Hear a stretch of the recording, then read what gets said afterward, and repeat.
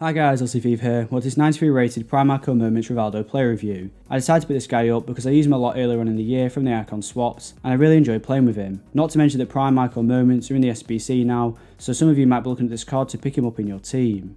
Anyway, this is the team I started him in, with Alisson in goal, Wan-Bissaka, Ogbonna, Maldini and Carval in defence, Sané, De Bruyne, Henderson, Bruno Fernandes and Adama Traoré in midfield, with Rivaldo in attack. I tried him both as a cam and as a striker in game, switching between the 4-1-2-1-2 narrow, 4-4-2 and 4-2-3-1 with cams. He's 6'1" with medium attacking and low defensive work rates, he's left-footed and has 4-star skill moves and a 2-star weak foot.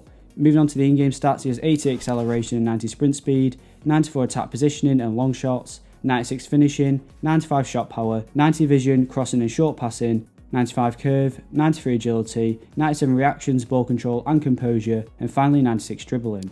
Looking at his traits, he has the finesse shot and flair.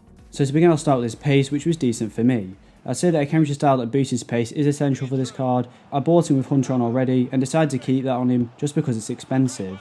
I guess you could try an engine that might be good to give his agility and balance a bit of an upgrade, but I think either Hunter or engine are the way to go. He doesn't have breakaway speed, but he's more than fast enough to get in behind the defence, especially when he has the extra step on the defender for his attack positioning.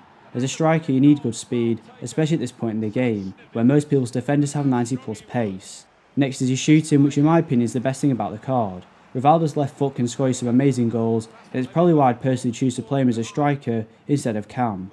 This all depends on your team and who you have around him and what position you need. In that way, his versatility to play as both a striker and a cam is a good thing. His finishing was great and he very rarely took a shot from a decent position that didn't go in. He did well to find the corners of the goal and keep the shot out of the keeper's reach. The power he generates on shots also helps take the ball past the goalkeeper before he has time to fully react.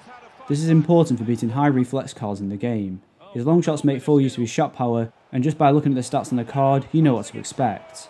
The only sort of chances I managed to get from any sort of range were around the edge of the box, but even then he was clinical in putting away the shot. Unfortunately, I didn't get much chance to use his finesse shots, but I can't see him being anything other than great based on how good his normal shot is, and he does have the finesse shot trait, combined with 95 curve.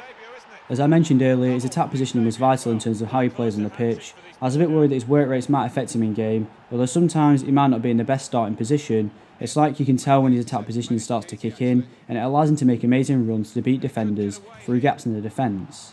Passing was consistently good with this card, both from short range and in long range situations. You could easily play him in a cam and he'd do a great job, plus have the added benefit of a great long shot and clinical finishing and attacking support. The passes he sends seem to have a really good weight to them, and he never really caused the receiving player to take a bad touch from inaccuracy. Since his prime icon card is naturally a winger, he also has decent crossing and curve, which if you play in a two-strike formation, can come in handy from playing it across the box to an open attacker. His free kicks were also decent, and I did come close to scoring one, but he was headed off the line by a defender. He also does have the flair trait, which means he can do fancy passes and shots more regularly, if that's the sort of thing you like to do.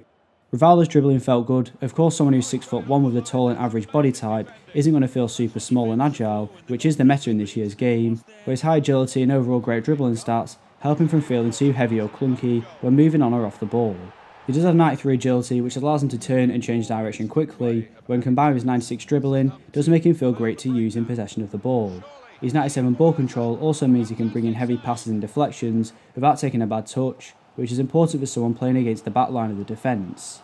His composure is rated at 97, which is basically perfect for a player in this game. I didn't ever see him miss-hit a pass or shot whilst under pressure from a defender, and I'd actually say he performed really well under it.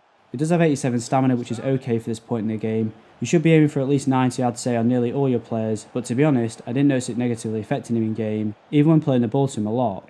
83 strength is pretty average, especially now against defenders. He doesn't really hold too many people off for too long, but what I did notice is that although he has low aggression, he did fight for the ball a lot and managed to steal it away from my opponent a few times. I even scored a goal because of his persistence to be in possession, which is something I've rarely ever seen in attacking players. Despite also having fairly average balance to go along with this, I didn't see him hit the floor when under pressure, so you have to look past his stats in these categories. Although he has below 80s jumping and heading accuracy, he can win a few headers against defenders from goal kicks due to his height being 6'1". I didn't get much chance to use it in terms of shooting a goal. He could probably win the header, but how accurate it would be down to the game. The final positive I had for this card was his 4-star skill moves. This allows him to perform the majority of the skill moves in the game, whilst remaining in decent control of the ball thanks to his good dribbling. Now onto the negatives, with the first one being the obvious 2-star weak foot. I did use it a couple of times and he did manage to keep the shot on target, but it was an easy save for the goalkeeper, where if it had been his left foot, it might have ended in a goal. This is a big problem for the card because it sometimes makes you miss easy chances, but it also makes you more predictable to defend against and only have to use his left foot. The final negative I found for this card was that although he does have good overall dribbling stats and 4-star skill moves, he sometimes performed the skill moves a little slower than some of the more elite players like Neymar. This basically means that your opponent has more time to react to the skill move and can make your attack easier to defend against. So overall, I'm going to 93 Prime Icon Moments Rivaldo a 9.2 out of 10. Even at this point in the year, where almost everyone has teams at 90 plus overall, he did manage to hold a positive goal to game ratio, and I actually enjoy playing with him. For a lot of people, that 2-star weak foot will be a big negative, and to be honest, for the price of Rivaldo, there's a lot of decent moments alternatives such as Zola, Raul and Stoichkov. Thanks for watching. If you enjoyed the video, please have a like and don't forget to subscribe. And if you're requesting future content, then please leave a comment in the comment section below, and I'll be sure to reply.